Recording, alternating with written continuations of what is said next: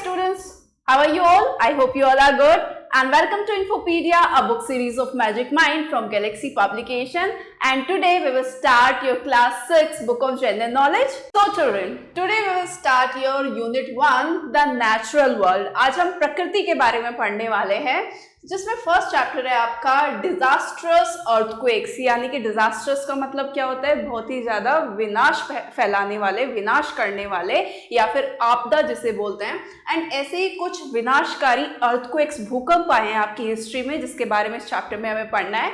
So first क्या कह रहा है, let us read about some disastrous earthquake. ऐसे ही डिजास्ट्रस अर्थक्वेक के बारे में हमें पढ़ना है that have had profound and lasting impacts on the affected regions leading to loss of life, extensive destruction and significant societal, economical and environmental consequences। अब जब भी कोई earthquake आता है तो उसकी वजह से बहुत ही ज़्यादा profound यानी कि गहरा और लंबे समय तक वहाँ पर क्या होता है, जो भी लोग वहाँ पर रह रहे होते हैं, जितना भी बिल्डिंग है, इंफ्रास्ट्रक्चर है, चाहे इकोनॉमी है, कुछ भी हो, उस पर बहुत ही ज़्यादा गहरा असर पड़ता है, प्रभाव पड़ता है, जिसकी वजह से बहुत सारी जानें जाती हैं। वहाँ पे जितना भी एरिया है, रीजन है, वो ज़्यादा अफेक्ट होता है, उस पर प्रभाव पड़ता है, पूरी तरीके से वो क्या हो जाता है, आपका तहस नहस हो जाता है और बहुत सारे सोसाइटी में चेंजेस आ जाते हैं आपके, वो बिल्कुल तरीके से एक तरीके से नष्ट हो जाती है।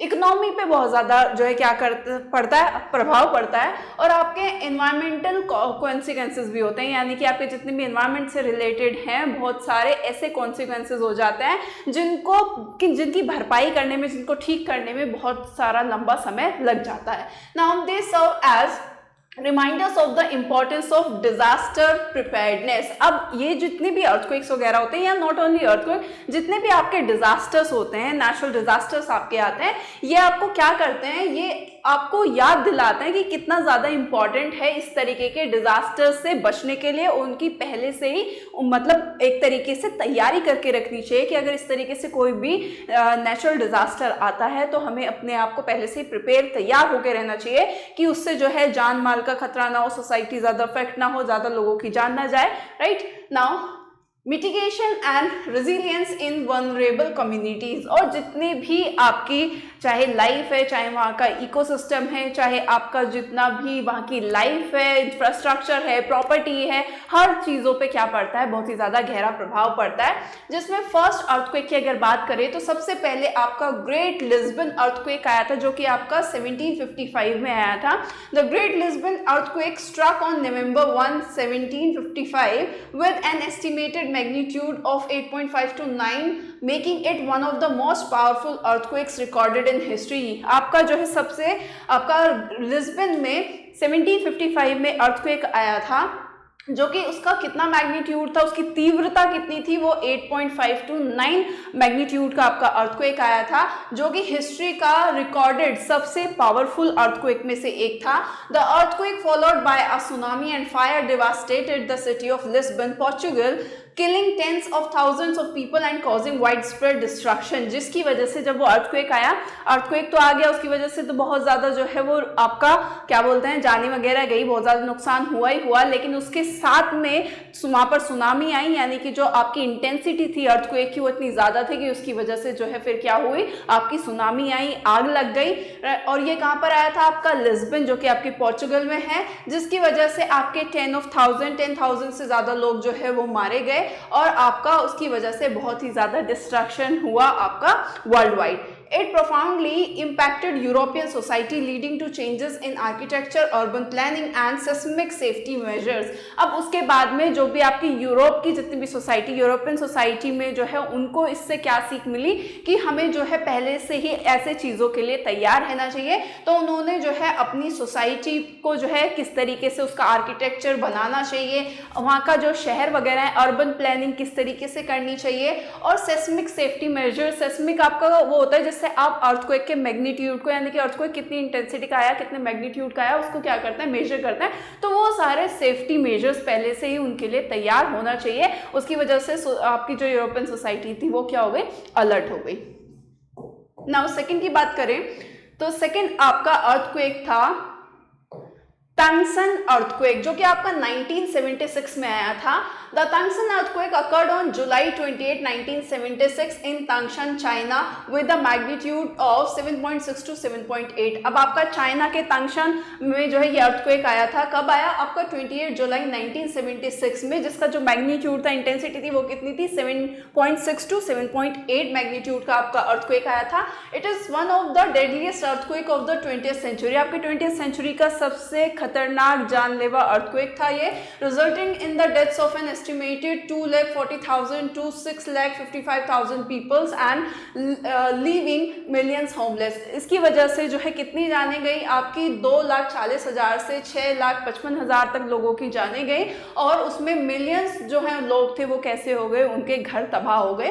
The earthquake cause extensive damage to buildings, infrastructure and industrial facilities and it affects were felt across China. इसकी वजह से बहुत बड़ा, बहुत ही ज़्यादा नुकसान हुआ, जिसमें सारी बिल्डिंग, सारे आपका इंफ्रास्ट्रक्चर्स, जितना भी वहाँ का इंडस्ट्रीज फैसिलिटीज़ थी, वो सब की सब तबाह हो गई चाइना में। Now the Tangshan earthquake prompted significant improvement in earthquake preparedness and response in China। अब जब आपका चाइना में जो है अर्थक्वेक आया और उतना ज़्यादा जो है चाइना पूरी तरीके से जो है वो तबाह हो गया, तो उसकी वजह से फिर चाइना ने बहुत सारे इम्प्रूवमेंट किए। उन्होंने पहले से ही कि अर्थक्वेक से बचने के लिए कि इतना जान माल का खतरा ना हो, तो उसके वजह से पहले से ही उन्होंने अगली बार मतलब तैयारी करी कि अगर अगली बार ऐसा कुछ होता है तो उसके लिए हम पहले से प्रिपेयर्ड रहें।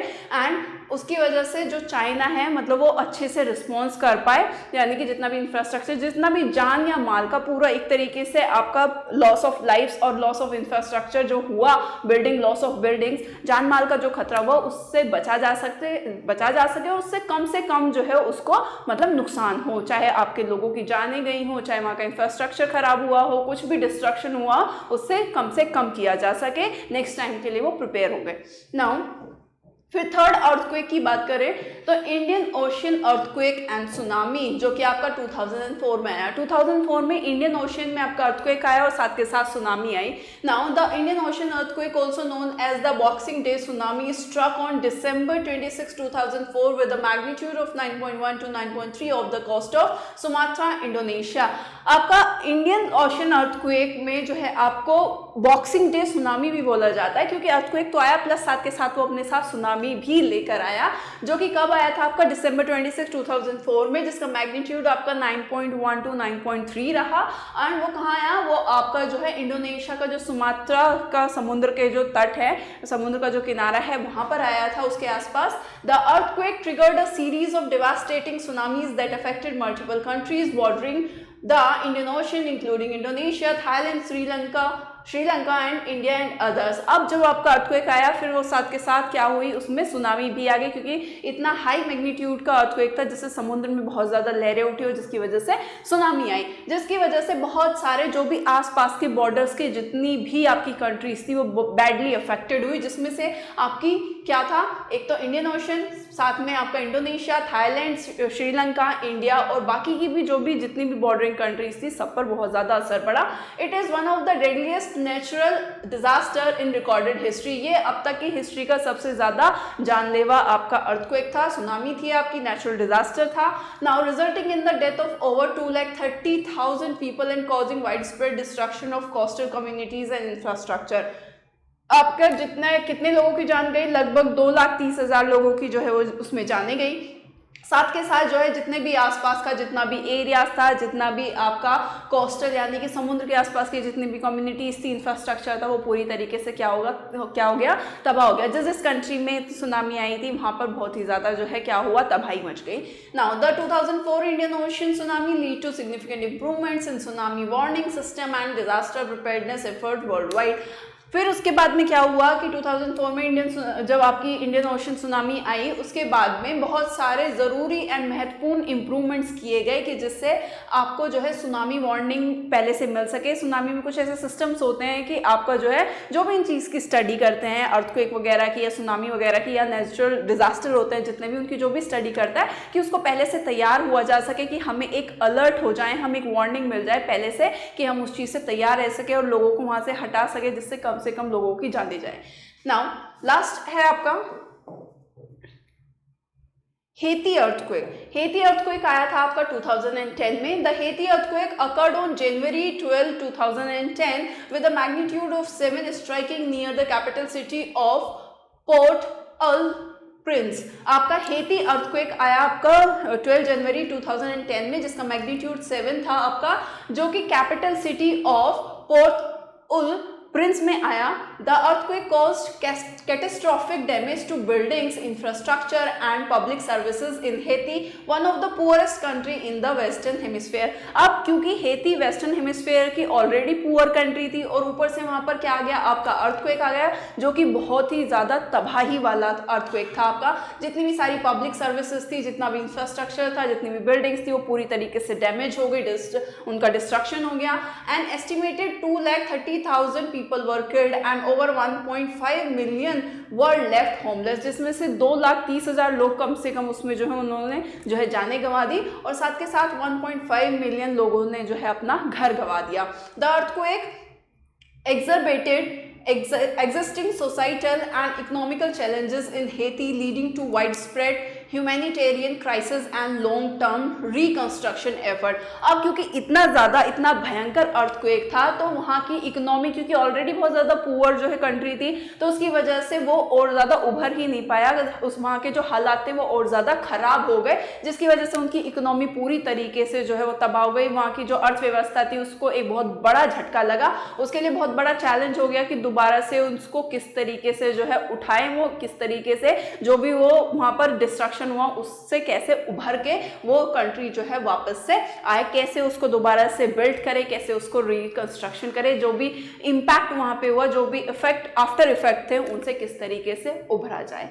राइट. सो कुछ एक अमेजिंग फैक्ट भी यहाँ पे आपको गिवन है. Tsunamis move at a speed of about 450 miles per hour. आपकी जो सुनामी है वो उसकी जो स्पीड होती है वो कितनी होती है, वो 1 घंटे में ऑलमोस्ट 450 माइल्स तक कवर कर लेती है. If it doesn't hit a continent और एन आइलैंड, अगर वो एक किसी भी कॉन्टिनेंट को या फिर किसी भी आइलैंड को हिट ना करे, सिर्फ सीधा जो है क्या है आपका किसी भी कंट्री को हिट करती है, तो वो उसकी जो स्पीड है वो 1 घंटे में जो है 450 माइल्स तक जो है वो क्या कर लेती है, वो कवर कर लेती है.